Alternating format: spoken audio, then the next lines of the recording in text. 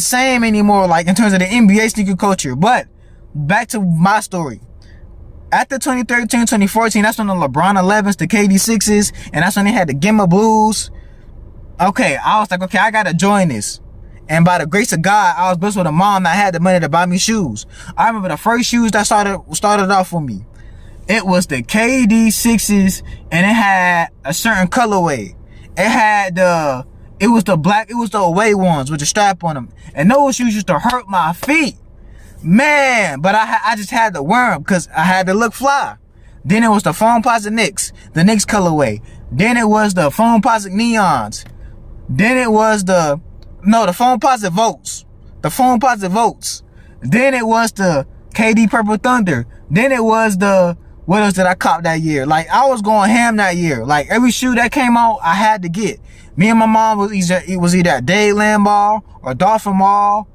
My mom was like, all right, as long as the grades was good, boom. Because if I know I cop shoes and the grades was bad, my mom was disappointed in me. So that's my backstory.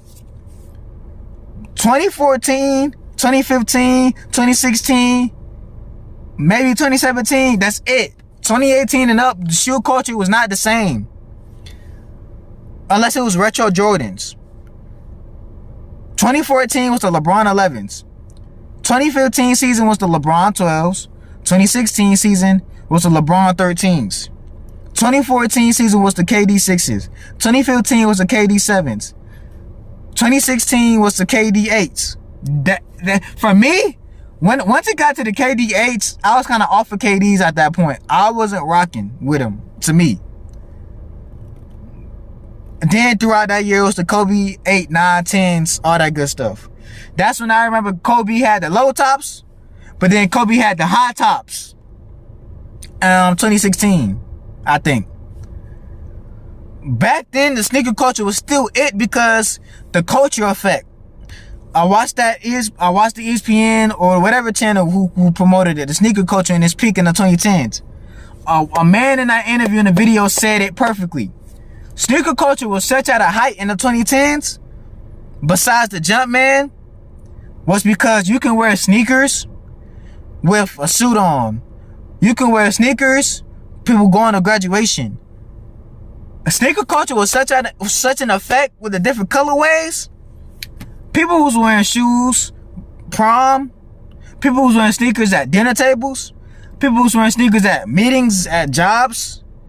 That era is over. I haven't people seen wear sneakers or the latest shoes at a prom or the latest shoes at certain events or latest shoes at the dinner. Like, if they're wearing the latest shoes, it's retros. It was a time, bro, to where people would pull up to your favorite, I'm not even talking about the school or college. People would pull up at a dinner gathering and everybody would be suited and booted. Probably with some nice hard bottoms.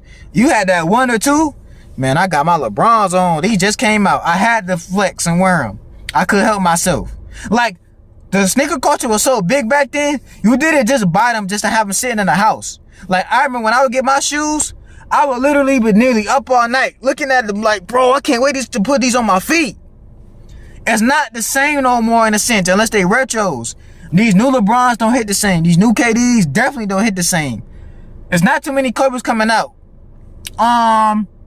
Like, the only sneaker after the KDs, LeBrons, and Kobe's that was still keeping up tempo with Nike, or not keeping up with tempo with Nike, but keeping the tempo and the pace of the Nike organization in terms of competition and still being that shoe, was the Kyrie's. And we all know what happened with that was because, Kyrie had got the whole anti-Semitic thing or whatever. It was Kyrie's, which still was being sold nearly millions of shoes. Like, it was one year, I think the Kyrie 1s or 2s, so they sold nearly over 1 million. It was like the top selling or the best selling shoe that year. But that's it. Paul George had a little run, but the PGs wasn't it. That's pretty much it. And then that's when shoes, the only thing you heard about the Paul PGs was, they're a good sneaker performance shoe. In terms of, they're good to play on the court. But for style, You wasn't kid. You kids was just saying, "Oh, I'm about to get the PGs." It was still KDs. It was still Kobe's, and it was still LeBron's, and of course retro, Jordans. The only other shoe that wasn't Nike, by the way, that was popular because of culture wise, was Steph Curry, and that's another thing. The players in today's league aren't doing monumental things to make a person say, "I gotta have that." Probably Ant-Man, which is Anthony Edwards, but his shoes don't even come close to that era, and it won't unless he does something spectacular. During that era, that's when like the mid to late 2010s, correct me if I'm wrong, y'all can put it in the comment section. I want y'all to debate me about this. If y'all don't debate me in this interview, then this video, then I didn't do my job this video, cause I'm going all in. Like this is the most excited I ever been to make a video. During like 2016, 2017, 18, that's when the Steph Curry's came out. That's when other brands started to sign other players, was because, you know, hey, they see what Nike doing. It's not just the shoe itself. It's the culture and it's the player impact. Because you can make an argument. People still brought KD was because it was KD. Did it look nice? No, but they still liked it. That's just my opinion. We can make an argument. The LeBron 13s and 14s, oh no, the LeBron 13s wasn't the best looking LeBrons, but because LeBron was still LeBron, it got to a point where it's like, I'ma still cop them because they look good on your feet. And then that's when LeBron went low top, because the low top started to look better than the mid or high tops. So during that era, Steph Curry was with Under Armour. That's when people was like, oh, I want the Steph Currys. But some people was like, Steph Currys? Huh? But it was still new to certain people. Then that's when you had, who else was doing this thing? James Harden. A lot of people you gotta remember, with the Houston Rockets, James Harden was balling. That's when he was with Adidas. People started to cop the James Harden shoes because, hey, they might not look fly, but it's still James Harden. It's still MVP. It's still 3 stripes. I'ma still cop them. I'ma still see what it's hitting for. Cause people, what's the worst thing gonna say? We got the James Harden on. They're not gonna say they bobos, which, by the way, disclaimer, nobody should be picking on nobody about their shoes. If you don't know what people going through, they can't afford it. So do not do that. That's kind of bullying, and I don't like that. I don't condone that. I come from that era where you would get picked on in your shoes, and that's not cool. But it was at one point, people would cop the James Hardens because not only because of the performance base, but because, hey, it's James Harden, and hey, if it's something that you don't like or don't think is good, but you're gonna try to look for the good in it, it was one of those type of shoes. Then, what else? So it was Steph Curry, Under Armour, James Harden, whatchamacallit? James Harden with the Adidas. Then it was Jumpman starting to sign people. Jordan had, I remember one year, it was the CP3s. Was the CP3s the flyest? In my opinion, no. But the CP3s was copped. People was buying those shoes because it's CP3. CP3, see, like, it goes to what my grandfather told me. People still gonna buy the shoe because of the name. Now, he think it's foolish to a certain degree with his shoe, because it shouldn't matter. By the way, financial literacy, most of your millionaires and billionaires don't care about the Jumpman or LeBrons. That's how they save their money. You have one of the most millionaires that only wear the same shoes every day. But that's the side note. People was buying the CP3s because what? It's CP3, Lob City. People think, oh, I'm gonna make a pass like CP3. Oh, I'm balling like CP3 in my CP3s. That was under the Jumpman era. Same thing with Carmelos. Now, was the Melos really selling? I'm gonna say no, because for one, it wasn't on my feet.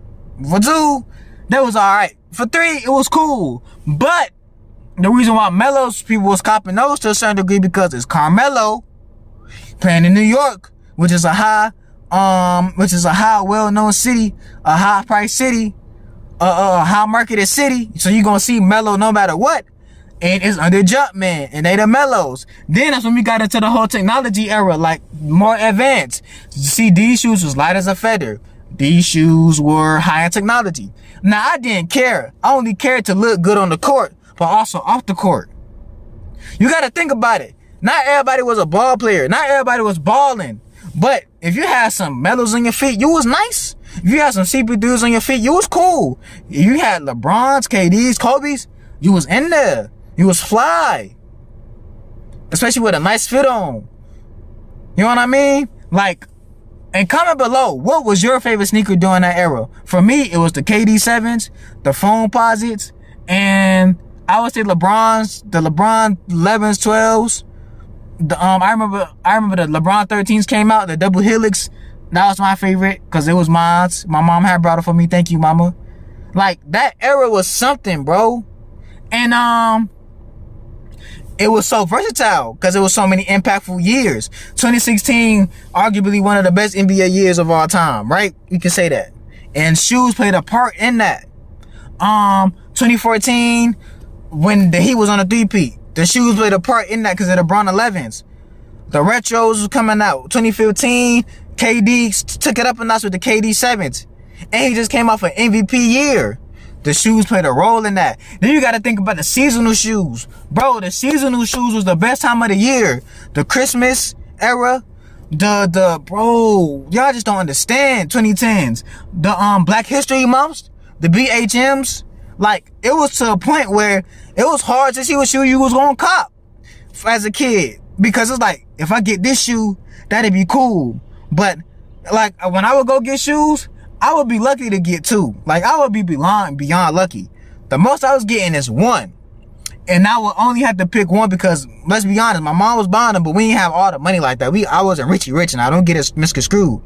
But the shoe culture was so impactful is because the seasonal, the Christmases, the BHMs, the seasonal era when they would make a certain shoe for a certain holiday, and also because the way they looked. Not only was you wearing, like I said before, and you can look this up in the video, in that ESPN video, but the prime era of shoes.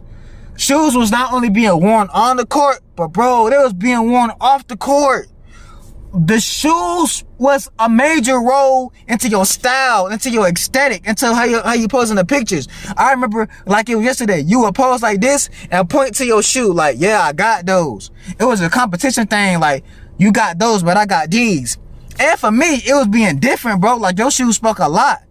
If everybody was wearing the Jordan 11s, the Gamma Blues, or the LeBrons, I said, I'm gonna wear the KDs and pull up. Not too many gonna have these. If everybody wearing the Kobe's this week, I know everybody finna cop the retros or the retro Jordans. So I'm gonna pull up to the school with the LeBrons that just came out. They gonna be like, dang, I know we got the J's on, but everybody got the J's on. Cause it hits different. Like, it hits different when everybody say, oh, nice J's, nice J's, nice J's. But we all got them on. So we all saying nice J's to each other. But it's different when somebody like, bro, oh, you got the LeBrons. I see what you did with that. Oh, you trying to be different. Cause I was never a Jumpman head. I was more of a Nike guy. Even though Jumpman is Nike, but I was more KD, LeBron, Kobe's. See, I got what I like. I try to stand out. That's when I had my hot top fade going on. Memories, bro. And then, if we really want another fact, that's when celebrities got into the shoes. Later on in the 2010s, like 2016, 2017, 2018, Travis Scott had the Jumpman. Drake had the OVOs. But then Adidas was like, not so fast. Tiana Taylor had a silhouette. A$AP Ferg had a silhouette. And then Nike was like, okay, I see what you're doing. Even though with his own allegations and it's not cool, I don't condone sexual assault. A$AP Bari with the V-Loans. That was like, whoa.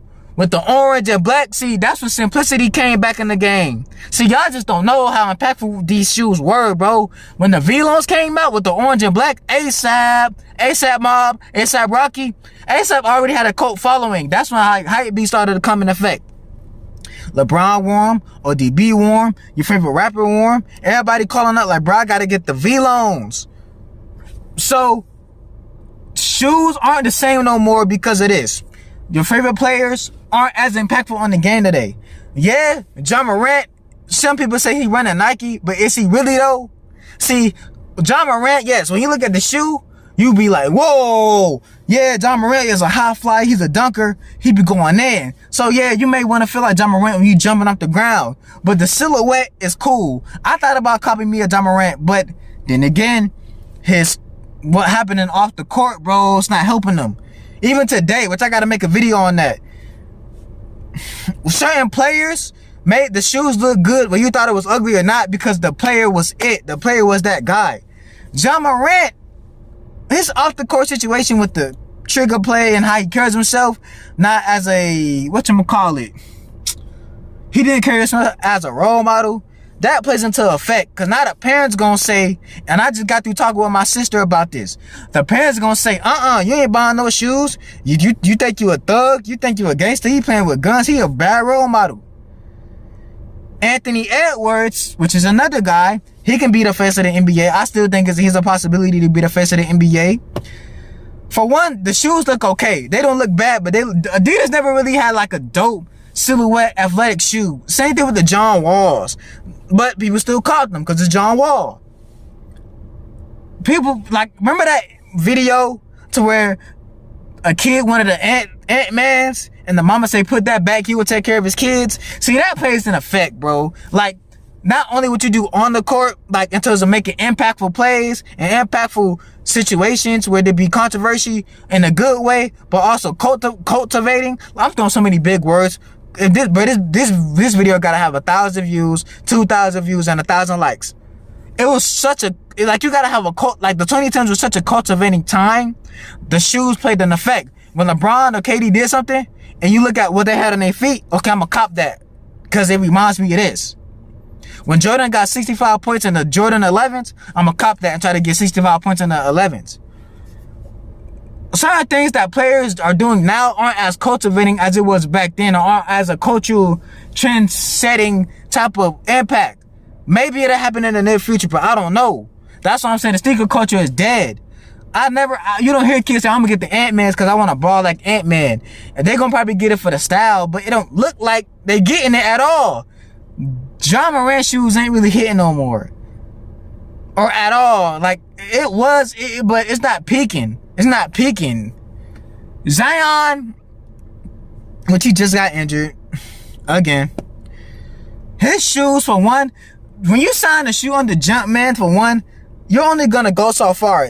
Jordan never really signed nobody to where their shoes went skyrocket compared to other players signing just with Nike in general, and their shoes skyrocketed. Zion, he's a good player. I'm not gonna say great. He's an all-star, but he's not the type of player to where I'm gonna buy the Zions.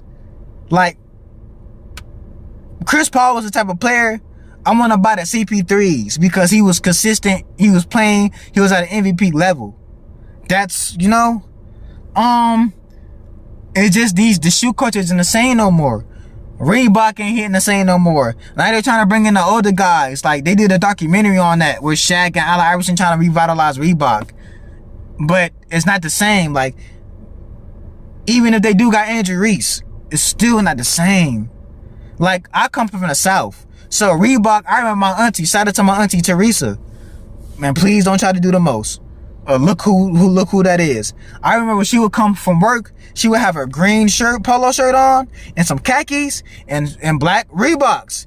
And that was the era, like, growing up, even before, when I was a jit, or before I was born, they used to call them soldieries, because of the Hot Boys, and the camouflage, and the Reeboks. So Reeboks was real big, but they not hitting the same no more. It just, shoe culture is dead. The sneaker culture is dead, and basketball and sneaker culture is dead. It just don't hit the same. But y'all need to debate. This is like the longest video I ever made. I didn't want to go take too long, but I had to do it for the culture, man. So get this video to 1,000 likes, to 1,000 to 10,000 views, and this is your host, your boy the KJ, the host of the Broadcast Podcast, Sports Language SL, and give you the latest news information on sports and events. And I'll put it to you like this: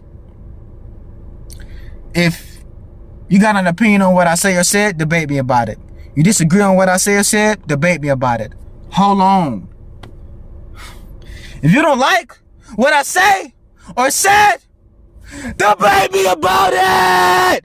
Speaking of debate me about it, put it in the comment section. Like, comment, subscribe. And by the way, in the comment section, tell me what your favorite shoe was, your favorite era was of shoes, and I'm out.